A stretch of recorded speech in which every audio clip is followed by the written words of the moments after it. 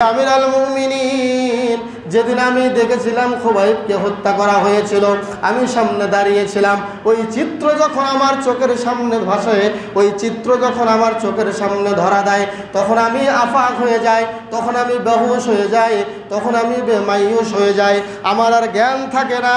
ওই জন্যই আমার মনে হয় আমি এই সাইদ একজন নগণ্য বান্দা, একজন খুবাইবের জন্য কিছুই করতে পারি নাই, একজন খুবাইবের পক্ষে আমি দাঁড়াতে পারি নাই। আল্লাহ যদি আমাকে হাসরের মাঠে ধরে, রে সাইদ কি করেছিলি তুই, তোর সামনে আমার বান্দা খুবাইবকে হত্যা করা হয়েছিল, সেদিন তুই কি জবাব দিবি?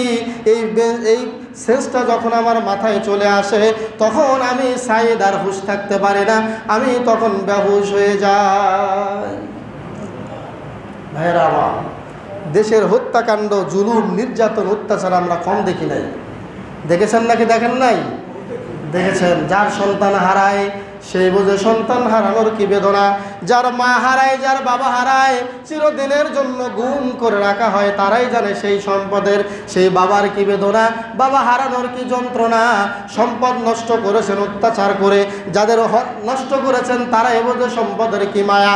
অর্থাৎ এমন একজন সাহাবী, এমন একজন ব্যক্তিকে, খুবাইবকে হত্যা করা হয়েছিল, ওই চিত্র আমার সামনে ভেসে উঠলে আমি আর হুঁশ থাকতে পারি না, আমি অলরেডি আমি বেহুশ হয়ে যাই।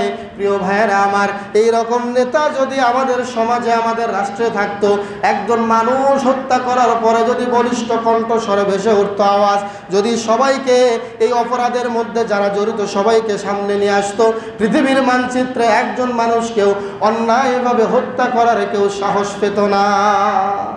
কথা বলেন ঠিক কি না?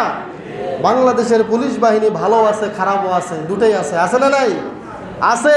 কিন্তু আপনারা হয়তো বা দেখেছেন, পুলিশ বাহিনীরা কিন্তু ক্ষমতা কি বলে, পুলিশ বাহিনীরা তাদের চাকরি থেকে অব্যাহতি দিয়েছিল, কর্মবিরতি দিয়েছিল, দেয় নাই? কেন দিয়েছিল? কয়েকটা পুলিশকে যখন ছাত্র জনতার খপ্পরে পড়ে কয়েকটা পুলিশকে যখন মেরে ফেলা হলো, তখন তারা এই কর্মবিরতি দিল। দিছে কি দেয় নাই? দিয়েছে। কিন্তু যেদিন ছাত্রদেরকে গুলি করার জন্য বলা হয়েছিল, তাদের মুখের ভাষা ছিল একটা, দুইটা ছিল না, উপরের আদেশ। কার আদেশ? উপরের আদেশ, তাই আমরা কি করতেছি? পালন করতেছি। ওই সময় তোমাদের কর্মবিরতি কোথায় ছিল? কথা বলেন ঠিক না বাটে? ওই সময় কর্মবিরতির সাহস পাও না।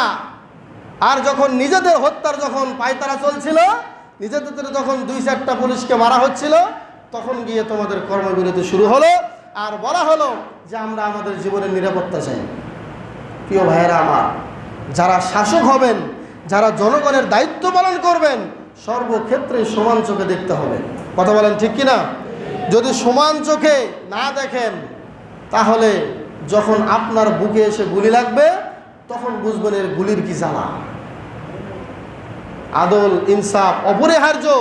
একদিন বিশ্বনবী নবী মুহাম্মদ রাসূলুল্লাহ সাল্লাল্লাহু আলাইহি ওয়াসাল্লাম কাতার সোজা করতেছিলেন। কাতার সোজা করতে গিয়ে ছাতার একটা অংশ দিয়ে হালকা একটু খোসা মেরে বলছিলেন, কাতারটা সোজা করো। সাথে সাথে এক সাহাবী বলে উঠছেন, ইয়া রাসূলুল্লাহ, আপনি তাকে জুলুম করলেন। দেখছেন, জুলুম করলেন। বলছে, কি জুলুম করলাম? আপনি তাকে খোসা মারলেন কেন? বলছে, ঠিক আছে, তুমিও ছাতাটা নাও, আমাকে একটা খোসা মারো। সুবহানাল্লাহ। যখন এই কথা বলছেন, ওই সাহাবীটা আবার বলছেন, ইয়া রাসূলুল্লাহ, আপনার গায়ে পোশাক আছে, আমার গায়ে পোশাক নাই, আপনি পোশাক খোলেন, পোশাক খোলা অবস্থায় আপনাকে ঘুতা দেব। দেখেছেন ইনসাফ কাকে বলে? আল্লাহ নবী পোশাক খুলে দিয়েছিলেন, তুমি আঘাত করো আমাকে। সুবহানাল্লাহ। কি যুগে ছিল তারা, কি স্বর্ণ যুগে ছিল তারা।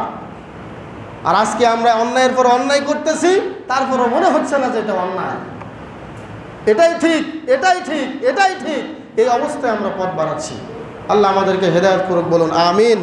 বিশ্বনবী নবী মুহাম্মদ রাসূলুল্লাহ সাল্লাল্লাহু আলাইহি ওয়াসাল্লাম যখন আবু বকরকে খেলাফতের দায়িত্ব দিয়ে গিয়েছিলেন, এরপরে দায়িত্ব পেলেন ওমর। ওমর রাদিয়াল্লাহু তাআলা আনহু খলিফা দায়িত্ব নেওয়ার পরে তিনি খুতবা চলাকালে তিনি একটা জুব্বা পরে খুতবা দিচ্ছিলেন। ওই জুব্বাটা একটু লম্বা ছিল। তখন একজন সাহাবী, একজন ব্যক্তি মসজিদ থেকে দাঁড়িয়ে বলেছিল যে আপনার খুতবা পরে শুনবো, আগে আপনি বলেন যে আমরা সবাই জুব্বার অর্ধেক কাপড় পেয়েছি, আপনি জুব্বার ডাবল কাপড় কোথায় পেলেন? এই উত্তর দিবেন, তারপরে আপনার খুতবা শুনবো। সুবহানাল্লাহ।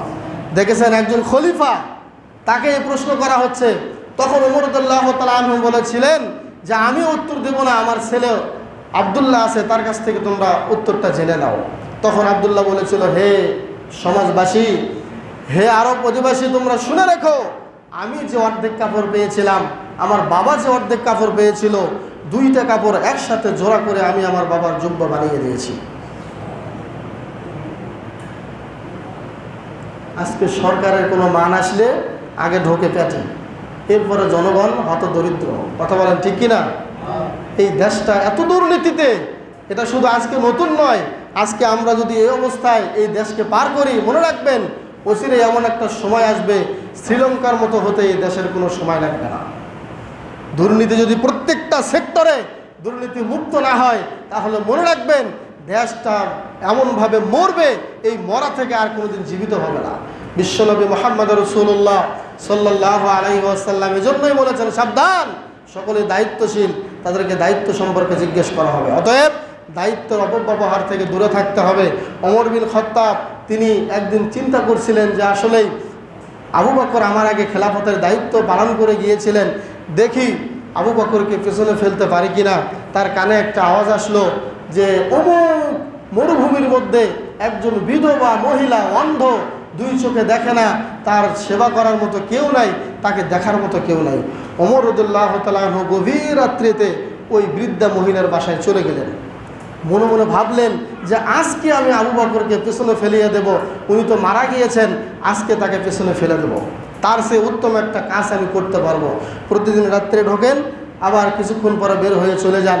মক্কার কিছু যুবকরা, মদিনার কিছু যুবকরা এই কাজটা দেখতে পেলেন। যুবকেরা একদিন ওই বৃদ্ধা মহিলার কাছে গেলেন, গিয়ে বললেন, একটা যুবক আপনার ঘরে ঢোকে রাত্রেবেলা, আবার বের হয়ে যায়, তিনি কী জন্য আসে আপনি একটু খুলে বলেন। তখন তিনি বললেন যে আসলেই তিনি যে কে আমি তো জানি না, তবে তিনি প্রত্যেক দিন আমাকে 2 মশক করে পানি দিয়ে যায়, আমি এটা সারাদিন সারা রাত্রি খাই, এবং পাশেই আমার ঘরের পাশে এক কর্নারে আমি পায়খানা করে রেখে দেই, ওই পায়খানাটা সে পরিষ্কার করে দিয়ে চলে যায়। কে করতেছেন এটা? খলিফা ওমর বিন খাত্তাব রাদিয়াল্লাহু তাআলা আনহু। ওমর বিন খাত্তাব গেলেন, এভাবে একদিন গেলেন, গিয়ে তাকে হালকা রুটি নিয়ে তার মুখে তুলে দিচ্ছিলেন। তুলে দেওয়ার পরে তিনি খাচ্ছিলেন, আর এই বৃদ্ধা মহিলাটা বলছিলেন, নাই নাই নাই, খালি নাই নাই বলতেছে। ওমর বলতেছেন, মা কি নাই, একটু বলেন না। বলছে, তোর আগে আরেকজন আসতো আমার কাছে, সে আমাকে রুটি নরম করে, আমার যেহেতু দাঁত নাই, রুটি নরম করে আমার মুখে দিত, আর তুই দিচ্ছিস আমাকে শক্ত রুটি।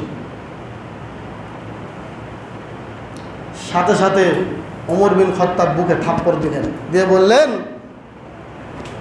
ভাই আবু বকর, আপনাকে আমি কোনোদিন পেছনে ফেলতে পারবো না। বলেন সুবহানাল্লাহ। তোর আগে ওমর বিন খাত্তাবের আগে ওই জায়গায় সেবা পৌঁছে দিয়েছে আবু বকর রাদিয়াল্লাহু তাআলা আনহু, তিনি আগে বৃদ্ধা মহিলার খোঁজ নিয়ে গিয়েছেন। সম্মানিত হাজিরিন, আজকে যদি আমাদের দেশের চিত্র হতো এমন যে কোথায় অসহায় আজকে বয়স্ক ভাতা পায় তারা, যাদের 5-7টা সন্তান এখনো তাকড়া যুবক, তারা পায় বয়স্ক ভাতা। হক ছিল তাদের, যাদের সন্তান নাই। কথা বলেন ঠিক কিনা? অসহায় দরিদ্রদের জন্য বয়স্ক ভাতা এখন সচ্ছল মানুষ খায়। সম্মানিত হাজিরিন, আপনারা যারা খান, মনে রাখবেন যেটা খাওয়ার হক আপনি নন, ওই রাষ্ট্রীয় সম্পদ যদি আপনি খান, জবাব একদিন দিতে হবে।